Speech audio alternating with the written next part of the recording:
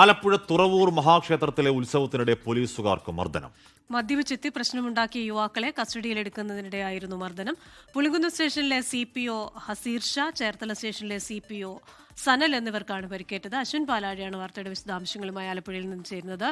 Ashwin, good morning. വല്ലാത്തൊരു വാർത്തയാണ്. മദ്യപിച്ച് ലഹരിയിലെത്തിയവരെ കസ്റ്റഡിയിലെടുക്കാൻ ശ്രമിക്കുന്നതിനിടയിൽ പോലീസുകാർക്കും മർദ്ദനം.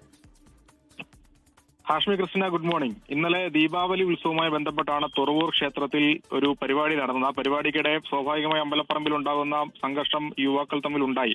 അവരെ പിടിച്ചു മാറ്റുന്നതിനിടെയും ഒപ്പം സംഘർഷം ഗുരുതരമായതിനെ തുടർന്ന് അതിൽ ഉൾപ്പെട്ട ആളുകളെ കസ്റ്റഡിയിലെടുക്കാൻ ശ്രമിക്കുന്നതിനിടെയുമാണ് രണ്ട് പോലീസുകാർക്കെതിരെ ഈ യുവാക്കൾ തിരിഞ്ഞത്.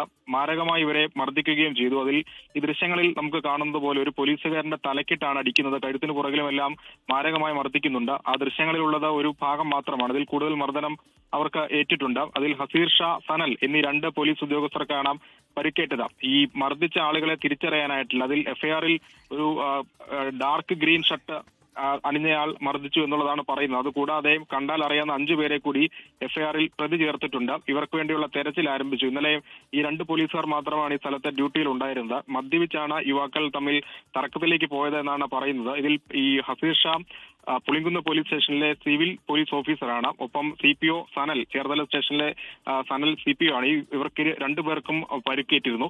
എന്തായാലും ഈ ഡാർക്ക് ഗ്രീൻ ഷർട്ട് അണിഞ്ഞ ആൾക്ക് വേണ്ടിയുള്ള തെരച്ചിൽ ആരംഭിച്ചിട്ടുണ്ട്. പ്രാദേശികമായി അവിടെ അന്വേഷിക്കുന്നുമുണ്ട്. ഇയാളാണ് മാരകമായി ഈ 2 പേരെയും മർദ്ദിച്ചത്. എന്താണ് എനിക്ക് തോന്നുന്നു അങ്ങനെ ഒരു ജനക്കൂട്ടത്തിലേക്ക് മതിയായ പോലീസുകാരില്ലാതെ പ്രവേശിച്ചു എന്നൊരു പ്രശ്നം ഉണ്ടായോ അവിടെ? കാര്യം അങ്ങനെ ചാർജിലായി നിൽക്കുന്ന ആൾക്കൂട്ടത്തിലേക്ക് അങ്ങനെ 1-2 പോലീസുകാർ കയറേണ്ട കാര്യം ഉണ്ടായിരുന്നോ?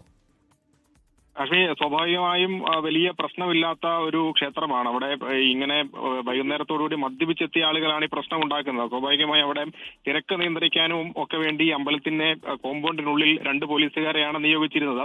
ഇവർ സ്വാഭാവികമായി അവിടെ ഒരു തർക്കം ഉണ്ടാകുമ്പോൾ അതിൽ ഇടപെട്ടു അവരെ പിടിച്ചു മാറ്റി അറസ്റ്റ് ചെയ്യാനുള്ള നടപടികളിലേക്ക് അല്ലെങ്കിൽ കസ്റ്റഡിയിലേക്കുള്ള നടപടികളിലേക്ക് പോകും വഴി ഇത്തരത്തിൽ അവർ ഈ യുവാക്കൾ പോലീസിനെ വളഞ്ഞിട്ട് ആക്രമിക്കുന്നു. ഇതാണ് അവിടെ സംഭവിച്ചത്. അതിൽ ഈ ഡ്യൂട്ടിക്കിടുന്ന കാര്യങ്ങളിലൊക്കെ വീഴ്ച സംഭവിച്ചു എന്നുള്ളത് പരിശോധിക്കുന്നുണ്ട് പോലീസ് മുതിർന്ന ഉദ്യോഗസ്ഥർ. എന്തായാലും അതീവ ഗുരുതരമായി തന്നെയാണ് പോലീസ് ഈ സംഭവത്തെ കാണുന്നത്. ഈ യുവാക്കൾക്ക് വേണ്ടിയുള്ള തെരച്ചിലും ഊർജിതമാക്കിയിട്ടുണ്ട്. ഹാഷ്മി, ഓക്കെ.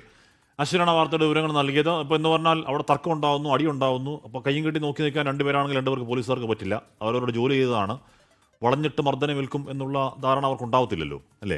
അവരുടെ ജോലി ചെയ്യുന്നു. മാത്രമല്ല അവിടെ ആൾക്കൂട്ടവും അന്നേരം പോലീസിന്റെ ഇടപെടലിന് അവരെ നിർബന്ധിക്കുകയും ചെയ്യണം. വേറെ ആരെയും അവർക്ക് സമീപിക്കാനും പറ്റില്ലല്ലോ. ലോകത്തെവിടെയായാലും ഏത് സമയത്തും 24 വാർത്തകളും ഓഗ്മെന്റഡ് റിയാലിറ്റി പാക്കേജുകളും എക്സ്പ്ലെയിനറുകളും വിശദമായി കാണാൻ ഞങ്ങളുടെ YouTube ചാനൽ നിങ്ങൾക്ക് സബ്സ്ക്രൈബ് ചെയ്യാം.